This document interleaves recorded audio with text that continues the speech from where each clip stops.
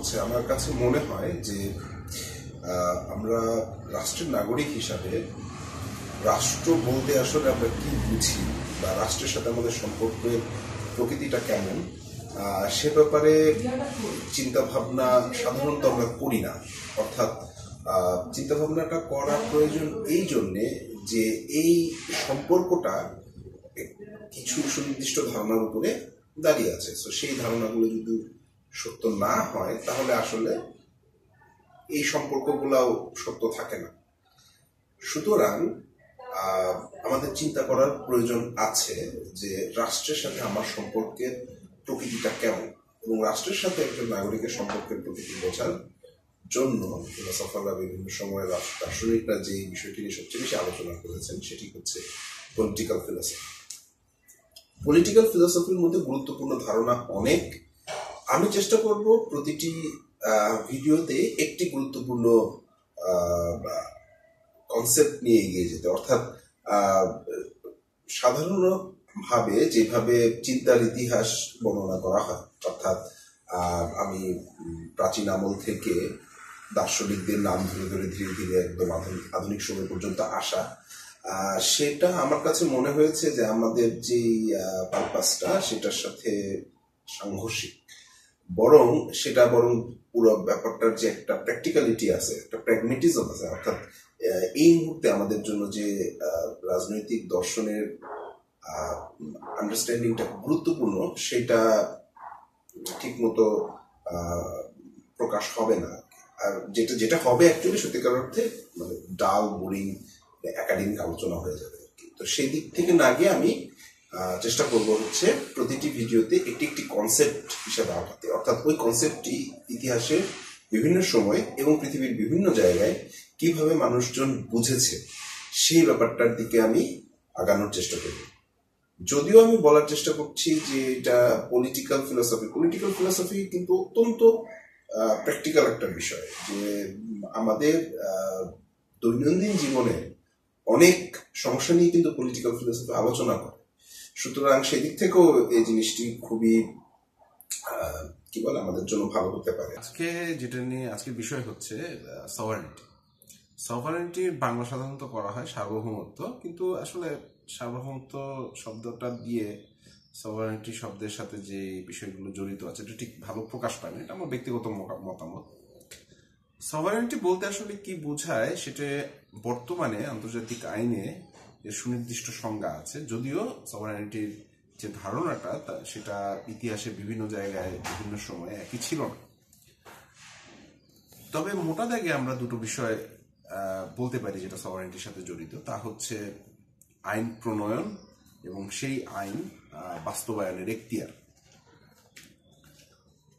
অর্থাৎ একটি সভারিন এন্টিটি, আমি এন্টিটি বলছি কারণ সভারিন রাষ্ট্র হতে পারে, sovereign there are different levels of sovereignty. কারণ হচ্ছে যে সকল দেশে যুক্তরাষ্ট্রীয় সরকার ব্যবস্থা চালু আছে বর্তমানে, সে সকল জায়গায় দেখা যায় যে কিছু কিছু জায়গায় ওই স্টেট তার অধিকার আছে আইন প্রণয়ন এবং আইন বাস্তবায়নের, সেই জায়গায় আবার ফেডারেল গভর্নমেন্ট যেটা বা কেন্দ্রীয় সরকার যেটা তার নেই।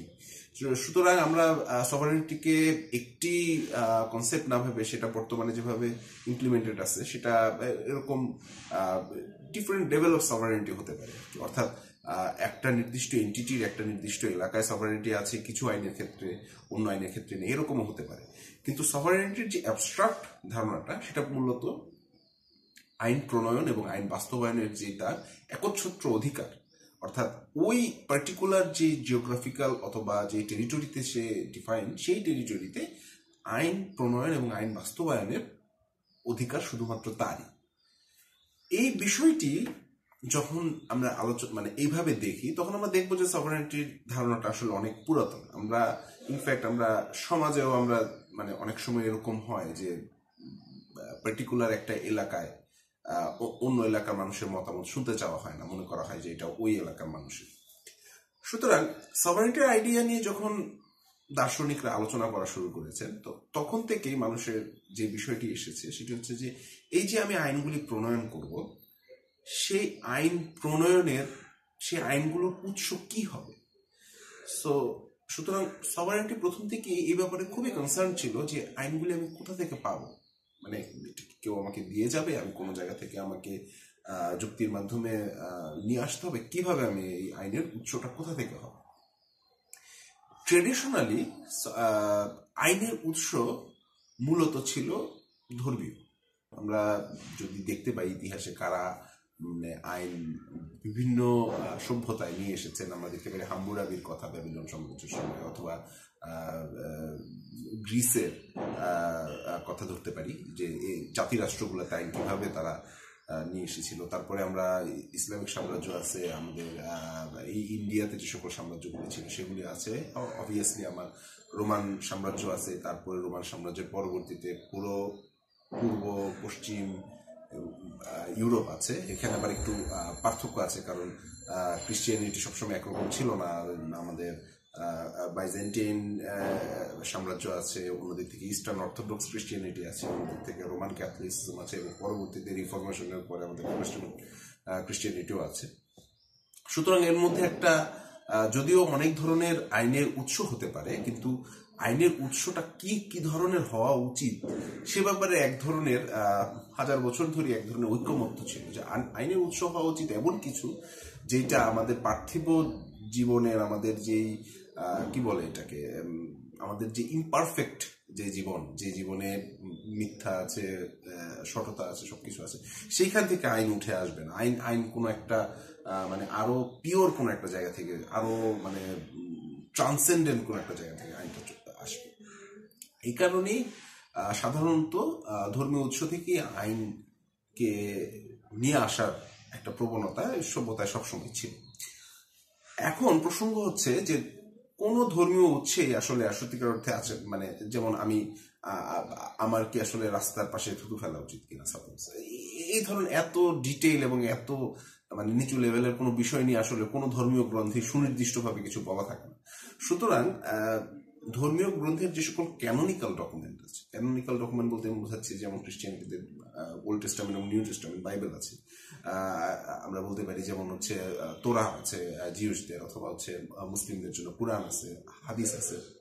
সো এরকম যত ক্যানোনিক্যাল ডকুমেন্ট আছে সেই ডকুমেন্ট থেকে আমার একেবারে মানে দৈনন্দিন জীবনযাপনের জন্য যে ধরনের আইন দরকার সে ধরনের আইন করা, মানে যেটাকে বলে হচ্ছে ডেরাইভ করা। তো এটার একটা প্র্যাকটিস সবগুলো মেজর সিভিলাইজেশনই ছিল মোটামুটি। তো দেখা যেত যেমন ক্রিশ্চিয়ানিটির ক্ষেত্রে এটার নাম ছিল স্কলাস্টিসিজম আর কি, যে টমাস অ্যাকুইনাস, এদের নাম হয়তো শুনে থাকবেন, যে তারা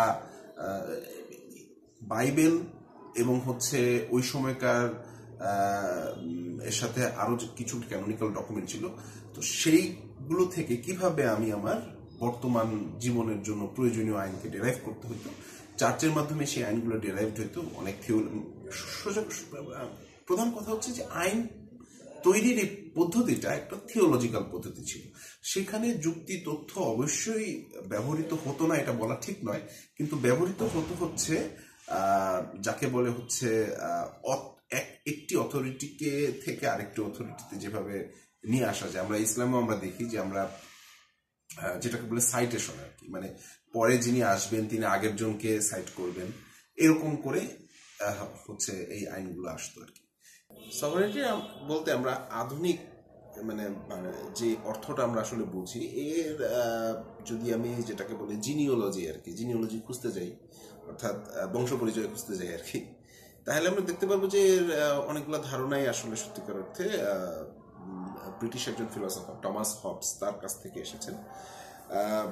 ব্রিটিশ ফিলোসফার টমাস হবসের এই বিষয়টাতে আমরা যাব, তিনি সভারেন্টি সম্পর্কে কি বলেছেন সেটাতে আমরা প্রসঙ্গে যাবো। তার আগে আমরা মানে একটু তার ধারণাগুলোকে নিয়ে আলোচনা করার আগে আমরা কিছু অ্যাজাম্পশনকে একটু করা দরকার আর কি, ক্লিয়ার করা দরকার। সেটা হচ্ছে প্রথম কথা হচ্ছে আমরা সমাজ কেন তৈরি করি, কারণ সমাজ তৈরি করলে সমাজ যখন থাকে না তখন আমাদের মানে সকল ধরনের অধিকারই থাকে, তাই না? মানে মানে সাপোজ আমার আরেকজনকে খুন করার অধিকার, ঠিক আছে, তো এটাও তো আমার অধিকার, তাই না? যদি কোনো সমাজ না থাকে, আইন না থাকে, আমি সেটাও করতে পারি, তাই না?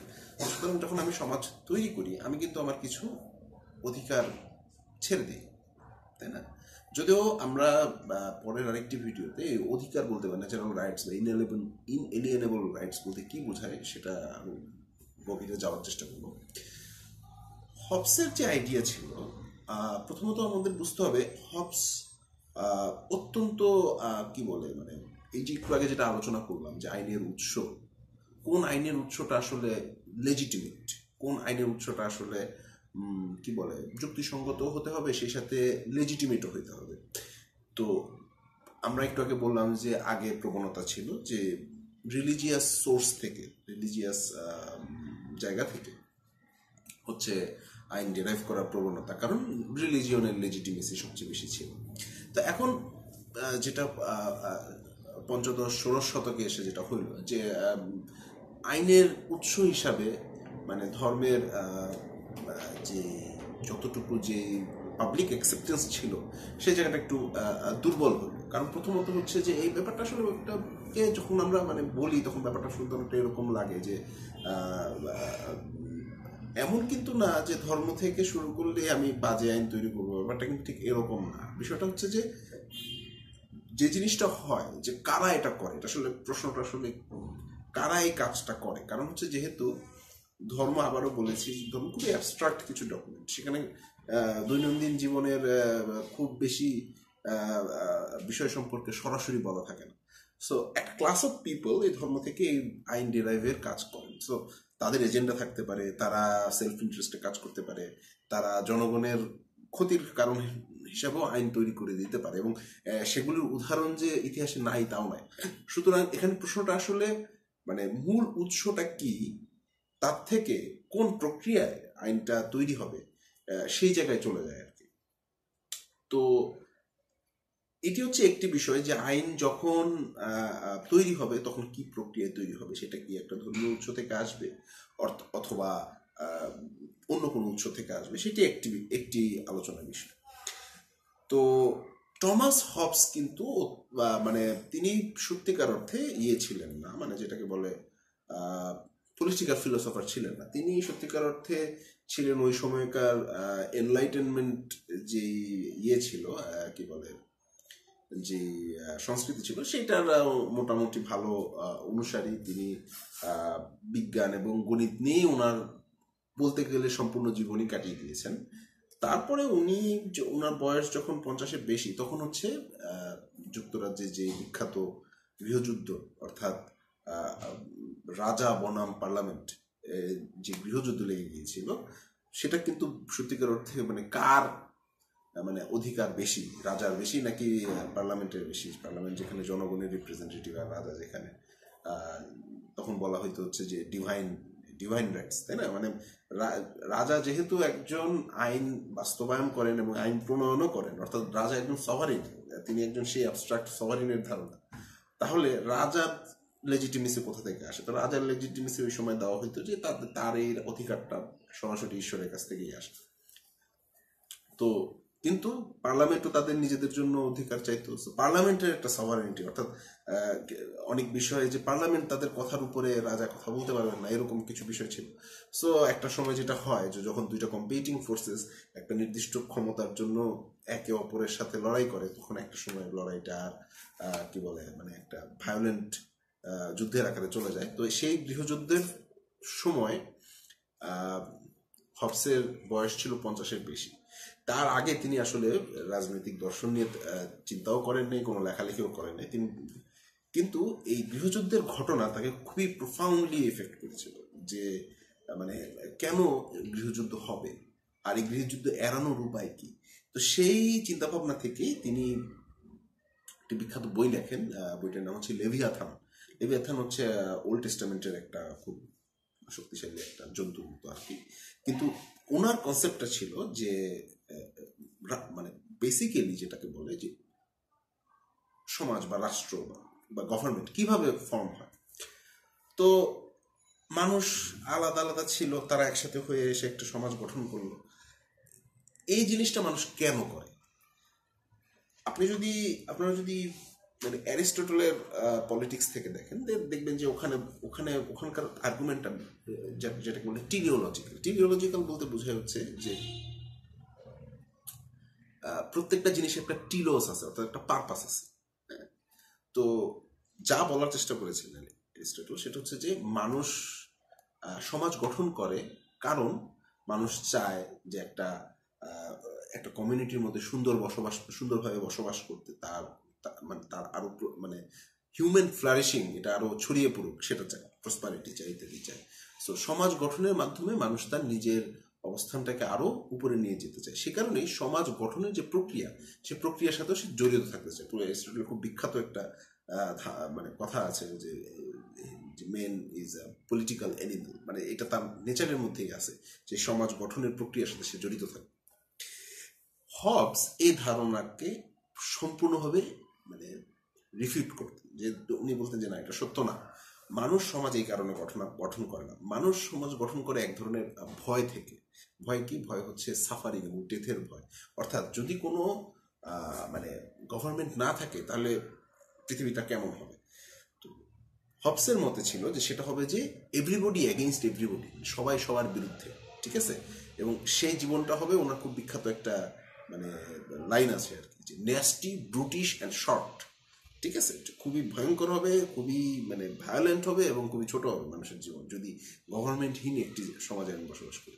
সুতরাং হবসের আইডিয়া ছিল যে মানুষ মানে মানব জাতির উন্নয়ন বা ওই গুড আইডিয়াল থেকে সমাজ গঠন করে না, সে আসলে সমাজ গঠন করে একটা আউট অফ ফিয়ার, যে সে যদি সমাজ না গঠন করে তাহলে মানে সে আইদার মারা যাবে, নাহলে সে ভায়োলেন্সের সম্মুখীন হবে, মানে মানে সার্ভাইভালের দৃষ্টিকোণ থেকে আর কি।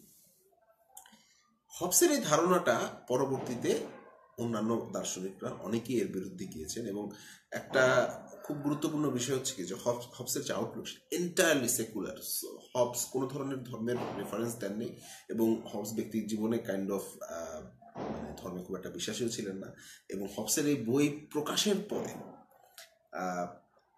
সত্যি করতে সবাই তার বিরুদ্ধে ছিল, বিরুদ্ধে ছিল। এটা একটা মজার বিষয় যে একই সাথে সকল মানুষকে বিরুদ্ধে নিয়ে যাওয়াটা একটা কঠিন বিষয়। কেন সবাই বিরুদ্ধে ছিল এটা আমরা আরেকটু কথা বলে বেটার বুঝতে পারবেন। তো হবসের আইডিয়াটা ছিল যে কি বলে, যে রাষ্ট্র বা সমাজ বা গভর্নমেন্ট যেটাই আপনি বলেন সেটা গঠিত হয় যে আউট অফ সার্ভাইভাল থেকে, এবং সভারিন এন্টিটি সেটা হচ্ছে আসলে একটা আর্টিফিশিয়াল একটা আপনি বলতে পারেন যে একটা ধারণা। এটা আসলে কোনো নির্দিষ্ট মানুষ সভারিন না, মানে এটা আপনি অনেকটা মানে আধুনিকভাবে এটা খুব সহজে বোঝা যায়। যেমন প্রাইম মিনিস্টারের অফিস, যেই প্রাইম মিনিস্টার হোক তার একটা নির্দিষ্ট পাওয়ার আছে, সেটা যেই ব্যক্তিই হোক। তো সভারিন হচ্ছে ওরকম একটা অ্যাবস্ট্রাক্ট একটা এন্টিটি যে একই সাথে মানে আইন প্রয়োগ এবং আইন তৈরি করতে পারে। হবস এটা মানতেন যে হবসের ধারণা ছিল যে অধিকাংশ আইন এর উৎস সত্যিকার অর্থে ন্যাচারাল বলতে যেটা বোঝানো যাচ্ছে যে প্রকৃতির একটা নিয়ম আছে। উনি যেই যুগের ছিলেন ওই সময়, তখন যেটা বলা হচ্ছে সায়েন্টিফিক রেভলিউশন হচ্ছে আর কি। সায়েন্টিফিক রেভলিউশন বলতে যে হবস ব্যক্তিগতভাবে গ্যালিলিওকে চিনতেন, এবং ওই সময়কার যারা বিজ্ঞান নিয়ে কাজ করছেন রেনে দেকার্তে, তাদের সাথে তার সরাসরি যোগাযোগ ছিল অথবা কথাবার্তা হতো, তাদের সাথে তিনি অনেক কিছুতেই আলোচনা করতেন। সবকিছু মিলে উনি সেই ন্যাচারাল যে প্রকৃতির যে কিছু নিয়ম কানুন আছে, ন্যাচারাল ল, যেমন থিওরি অফ গ্র্যাভিটেশন, তাই না, নিউটনের ল, তো উনি মনে করতেন যে মানুষের সমাজ এবং মানুষের প্রকৃতি নিয়েও এই ধরনের কিছু ন্যাচারাল ল আছে, যেগুলো হয়তো আমরা এখনো জানি না, আমরা সায়েন্টিফিক ইনকোয়ারির মাধ্যমে জানতে পারি, বাট কিছু এরকম ন্যাচারাল আছে। উনি মনে করতেন যে সকল আইনের উৎস হচ্ছে ন্যাচারাল ল। এই প্রাকৃতিক নিয়মগুলো থেকেই সকল আইন সত্যিকার অর্থে চলে আসে। সুতরাং উনি কিন্তু ধর্মীয় উৎস থেকে আইন আসে এই ধারণার সমর্থক ছিলেন না, এবং কোনোভাবেই মানে ওনার, এবং ওই সময়ে হবসের কন্টেম্পোরারি যারা ছিলেন তারা সবাই তাকে নাস্তিক হিসাবে মনে করতো আর কি। এবং হবসের ধারণা সত্যিকার অর্থে একসেপ্টেন্স তার সমসাময়িক সময় কেউ করেনি। হবসের যেই মানে তাহলে আমরা দেখতে পাচ্ছি যে হবস মনে করতেছেন যে আইনের উৎসটা হচ্ছে ন্যাচারাল, কিন্তু হবস অন্য দিক থেকে যে জিনিসটা মানে যে কারণে তার কথাবার্তা বেশি বিতর্কিত ছিল সেটা হচ্ছে যে সভারিনের মানে এখতিয়ার আসলে কতটুকু। হবস মনে করতেন যে সভারেনের এখতিয়ার হচ্ছে অ্যাবসলিউট, অর্থাৎ সে যে কোনো ধরনের আইন প্রণয়ন করতে পারে এবং সেই আইন বাস্তবায়ন করতে পারে। তাকে মানে তার এই আইন প্রণয়নের ক্ষমতা এইটা কোনো কিছু দ্বারা কনস্ট্রেইনড না। কারণ উনি মনে করতেন যে যদি কনস্ট্রেইন হয়, অর্থাৎ যদি সমাজে ভিন্ন ভিন্ন ক্ষমতা একে অপরের সাথে একটা পাওয়ার স্ট্রাগলের মধ্যে থাকে, তাহলে গৃহযুদ্ধের মতো ভয়ঙ্কর ঘটনা ঘটে।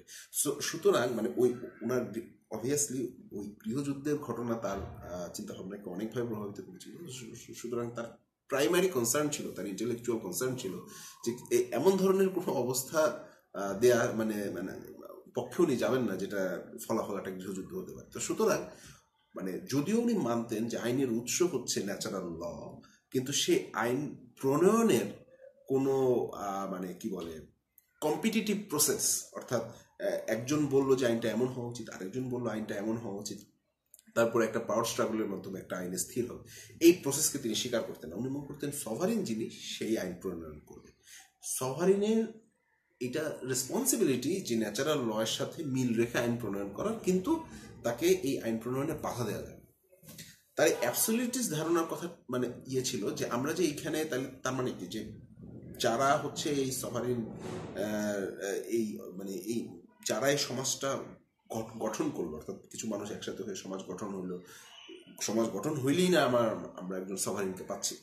তো তারা যদিও কনসেন্টের মাধ্যমে ভলান্টারিলি এই সমাজটা গঠন করছে, মানে কিন্তু তাদের সমাজ আগেই বলেছি সমাজ গঠনের পেছনে মূল কারণ ছিল হচ্ছে সার্ভাইভাল, অর্থাৎ তারা যদি সমাজ না গঠন করতো একজন একজনের মাথা ফাটাই দিত। তো সমাজটা গঠিত হইল, কিন্তু গঠিত হওয়ার পরে ওই সমাজে ওই সভারিন যে আইন প্রণয়ন করবেন তার ব্যাপারে এদের মতামত নেওয়ার আসলে কোনো দরকার নেই। এটা ছিল হবসের ধারণা। কারণ উনি মনে করতেন যদি এখানে মতামতের জায়গা থাকে, অর্থাৎ ভিন্ন ভিন্ন গ্রুপ যদি নিজেদের মানে যে আইনটাকে প্রেফার করে সেটাকে যদি সবাই পুশ করা শুরু করে, হ্যাঁ, যে মানে তাহলে যেটা হবে, অর্থাৎ উনি গ্রিক যে মডেল ছিল ডিরেক্ট পার্টিসিপেটরি ডেমোক্রেসি, একটা বড় ইয়ে থাকবে, অ্যাসেম্বলি থাকবে, সেখানে সব লোকজন আসবে, কথাবার্তা হবে, চিল্লাচিল্লি হয়ে একটা জায়গায় গিয়ে স্থির হবে, ওই মডেলে উনি একেবারে বিশ্বাস রাখতেন না। এবং উনি কোনোভাবেই মানে ওই ধরনের মডেল যেখানে আইন প্রণয়নের সময় মানুষের কনসেন্ট নেওয়া হচ্ছে, সে ধরনের মডেলকে ডিস্ট্রাস্ট করতেন। উনি মনে করতেন যে এটা একটা পাওয়ার স্ট্রাগল হবে, পাওয়ার স্ট্রাগল হয়ে একটা গৃহযুদ্ধের একটা পরিস্থিতি সৃষ্টি হবে। এবং মানে উনি আরো একটা এক্সট্রিম পর্যায়ে চলে গিয়ে মানে বক্তব্য দিয়েছে, সেটা হচ্ছে যে রাইট টু রেজিস্ট্যান্স বা right to revolution. Right two resistance বা রাইট টু রেভলিউশনের ধারণা হচ্ছে এরকম যে যদি আমি এমন একটা মানে ক্ষমতার অধীনে থাকি যে আমার জন্য যে সকল আইন করতেছে সেগুলো খুবই আনজাস্ট, আমি ফিল করতেছি যেটা অত্যন্ত আনজাস্ট, তাহলে মানে কিভাবে মানে তাহলে আমি কি করব? আমি কি ওই আইনের নিচেই বসবাস করবো নাকি কি করবো? তো মজার জিনিস হচ্ছে যে উনি বলছেন যে না, রেভলিউশনের ফলে যেই মানে অ্যানার্কি ঘটবে বা যেই ডিস্ট্রাকশন ঘটবে, যে মানুষ মারা যাবে, এটার কস্ট এত বেশি হবে যে একজন আনজাস্ট রুলারের অধীনে থাকলেও মানে আমার উচিত হবে না রেভলিউশন করা। এটা ছিল হবসের ধারণা। আবারও তাহলে আমরা হবসের ধারণাকে কতগুলা মানে মানে কি বলে সহজ কথায় বলতে পারি। প্রথমত উনি একটা থিওরি দিয়েছেন যে কিভাবে গভর্নমেন্ট তৈরি হয়, ঠিক আছে? ওনার থিওরিটা একটু পেসিমিস্টিক ছিল যে গভর্নমেন্ট না থাকলে মানুষের অবস্থা হয় এভরিবডি এগেইনস্ট এভরিবডি, এবং সেই সার্ভাইভেলিটির জায়গা থেকে মানুষজন একসাথে হয়ে সরকার গভর্নমেন্ট তৈরি করে, সোসাইটি তৈরি করে। দ্বিতীয়ত উনি বলতে চাচ্ছিলেন যে এই সোসাইটির তৈরিটা যদিও ভলান্টারি, কিন্তু আইন যেই সভারিন থাকবেন তিনি প্রণয়ন করবেন। আইন প্রণয়নের জন্য যারা হচ্ছে এই সোসাইটি তৈরি করেছে তাদের মতামত নেওয়ার কোনো দরকার নেই, কারণ উনি মনে করতেন মতামতের ফলে দ্বিমত ইত্যাদি ইত্যাদি এগুলি একটা গৃহযুদ্ধ এনার্কি এই ধরনের সৃষ্টি হবে।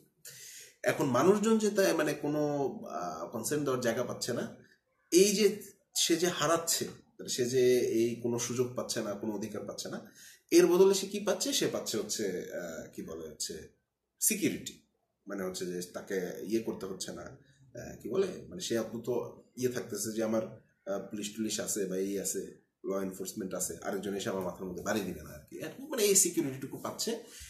মানে উনি মনে করতেন যে এটা হচ্ছে একটা কস্ট বেনিফিট অ্যানালাইসিসের মতো, যে রেভলিউশন করে আমি সভারিনকে উৎখাত করার যে কস্ট, তার থেকে উৎখাত না করলে আমার বেনিফিট বেশি, যদিও সভারিন খুবই আনজাস্ট। এবং তো যেটা আমি এর আগে বলছিলাম যে এবার একটু হবসের যে আইডিয়াগুলো তার রিয়াকশন নিয়ে একটু কথা বলি আর কি। তো হবসের আইডিয়া ওই সময় আমি যেটা বলছিলাম যে সবাই তার বিরুদ্ধে ছিল। যারা ধর্মীয় লোকজন তারা তো অবভিয়াসলি বিরুদ্ধে ছিল, কারণ এখানে চার্চের যে মানে ধর্ম থেকে আইন ডেরাইভ করার যে লেজিটিমেসি সেটা তো স্বীকার করা হয়নি।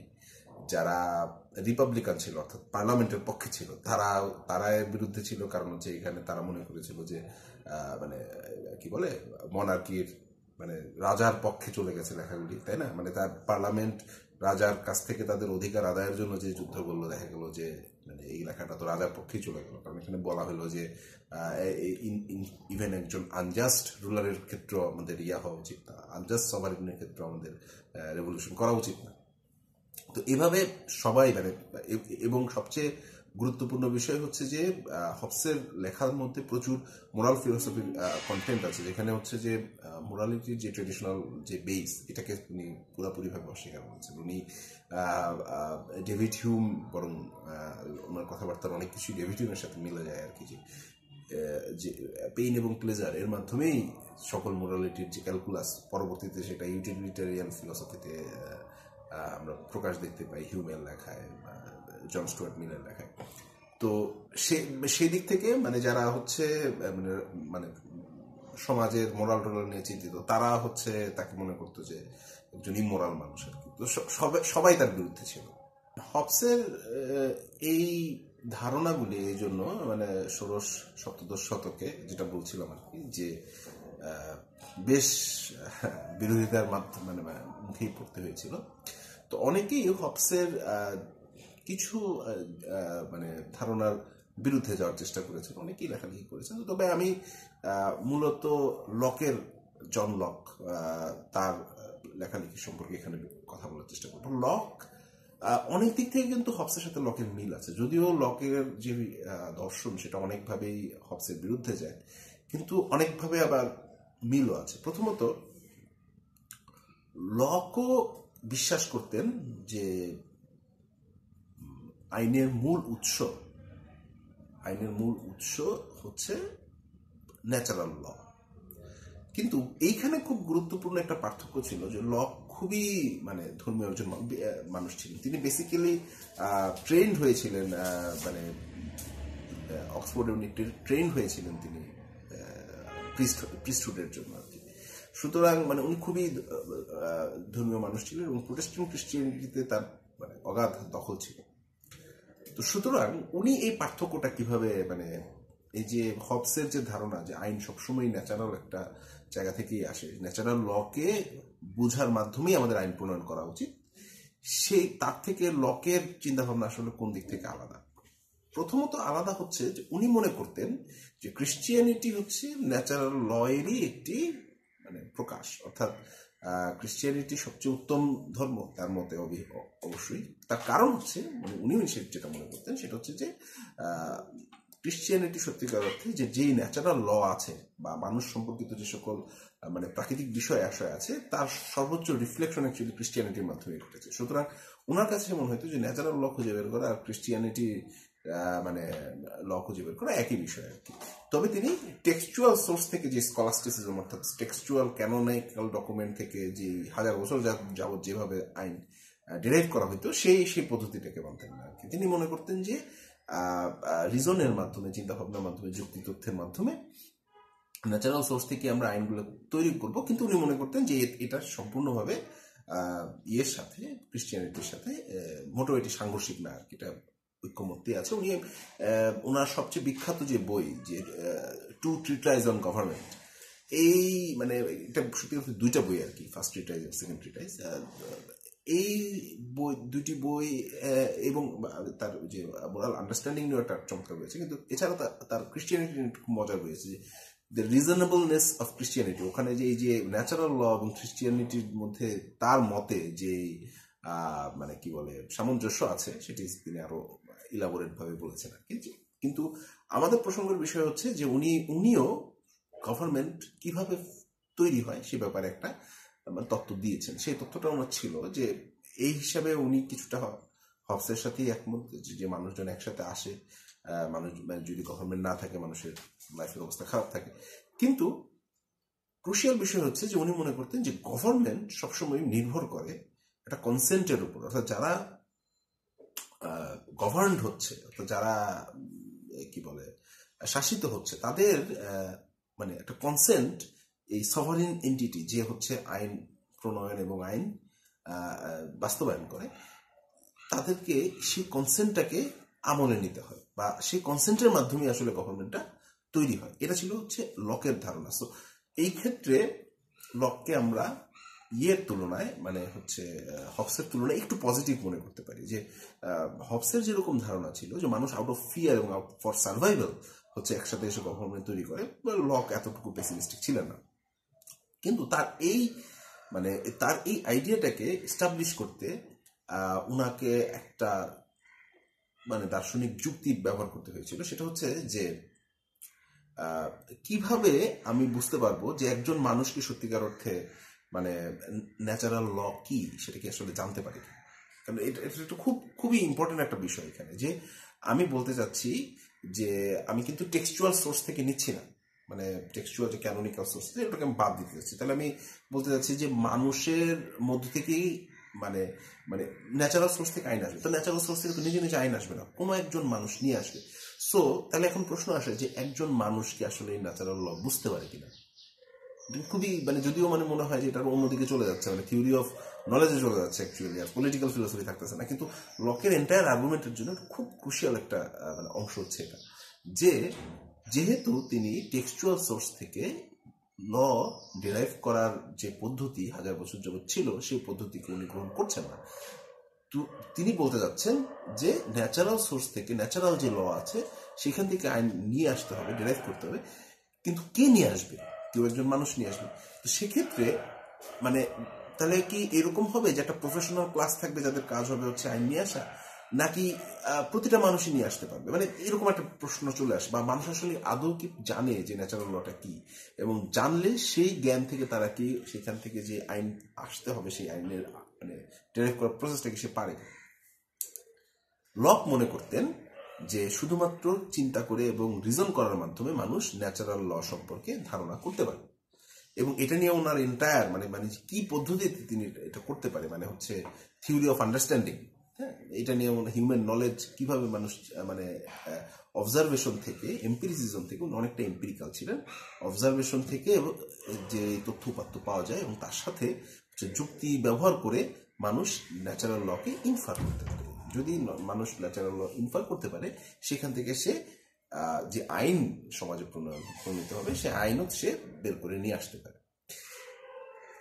তাহলে বিষয়টা দেখা গেল যে মানে আমাদেরকে বুঝতে হবে যে লক কিন্তু 17 শতকের মানুষ, উনি কিন্তু একবারও ডেমোক্রেসির কথা বলেন। এটা কিন্তু খুব গুরুত্বপূর্ণ একটা প্রশ্ন।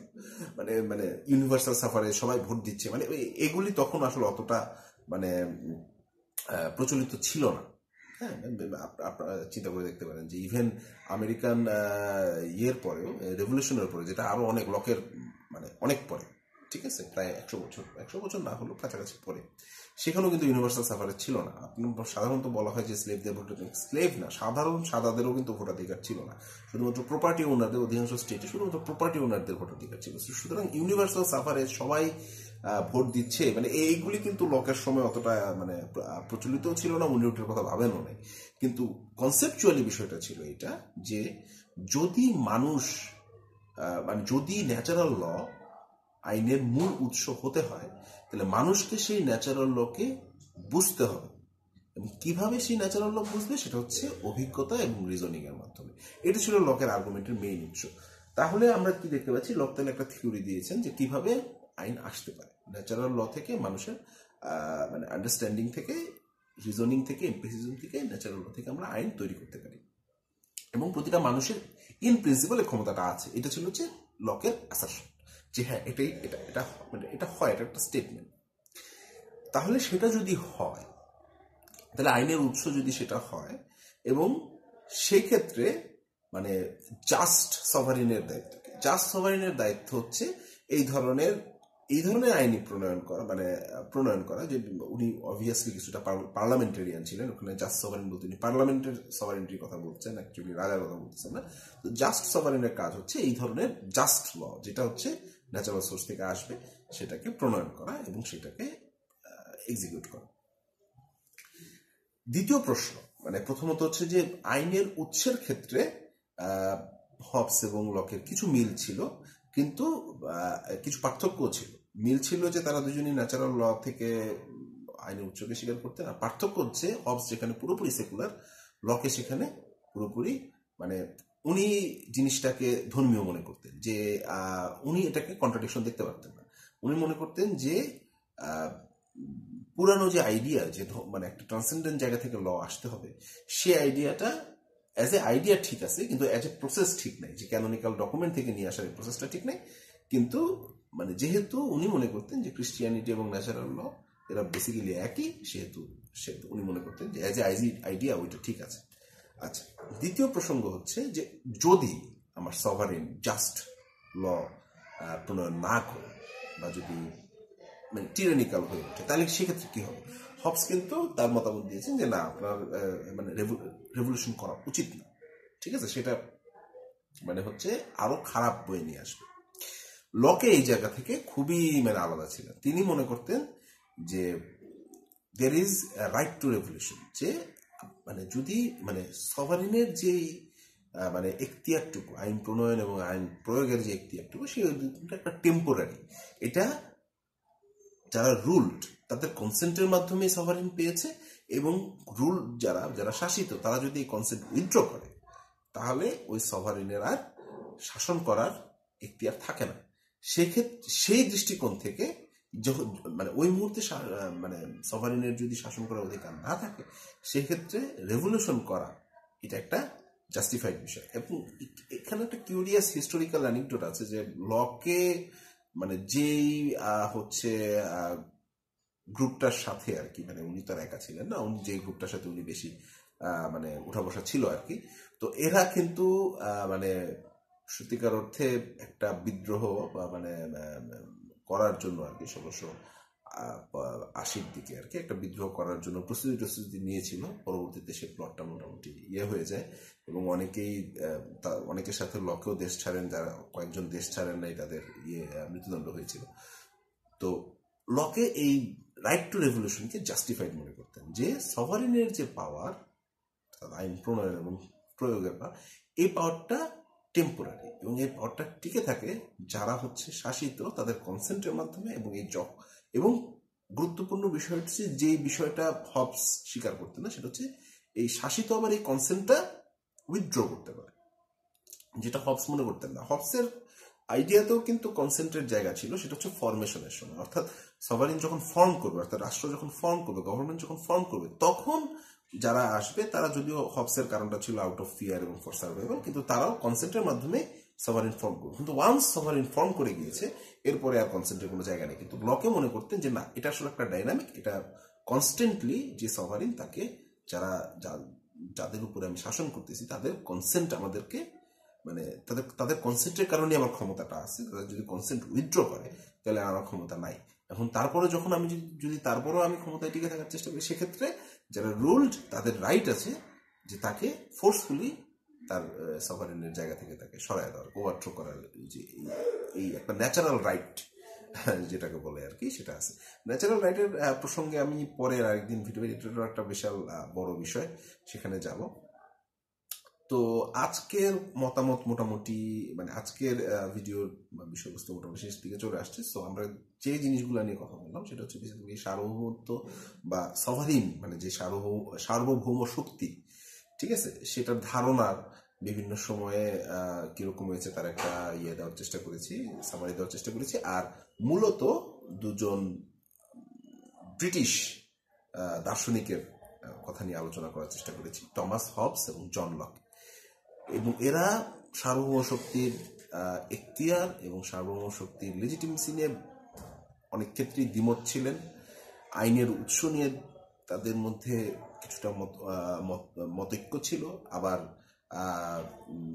ধর্মীয় ব্যাপারে দুজনের মধ্যে আবার একমত ছিল না। আমি পরবর্তীতে চেষ্টা করব যে এটা তো কন্টিনেন্টাল, মানে এটা তো আসলে ইউরোপিয়ান যেই চিন্তার ইতিহাস আছে সেই অঞ্চলে এই জিনিসগুলোকে যেভাবে দেখা হয়েছে সেভাবে কিভাবে দেখবো। কিন্তু এই এই বিষয়গুলো অন্য ফিলসফি তত্ত্ব, যেমন চাইনিজ অথবা হচ্ছে ইসলামিক ট্রেডিশনে অথবা হচ্ছে হিন্দু ট্রেডিশনে এই এই সিমিলার জিনিসগুলো আলোচিত হয়েছে ভিন্নভাবে, বাট এসেনশিয়ালি সেম। সেগুলির একটা সামারি আমি এই ভিডিওর যে দ্বিতীয় পার্ট সেটাতে আমি দেওয়ার চেষ্টা করব। আশা করি সবাই শুনবে। ধন্যবাদ।